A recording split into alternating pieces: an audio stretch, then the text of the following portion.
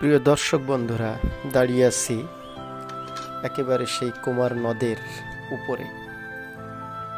এটির অবস্থান ঝিনাইদহ জেলার হরিণাকুণ্ডু উপজেলায়।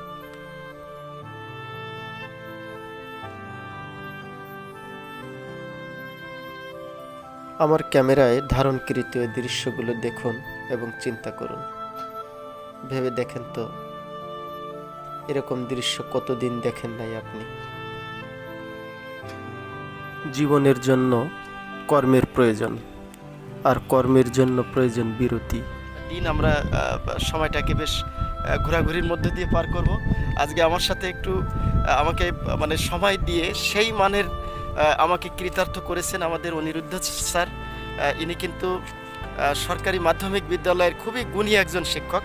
স্যারকে ফোন করার সাথে সাথেই কিন্তু স্যারকে আমি পেয়ে গেছি। স্যারকে ধন্যবাদ জানাচ্ছি।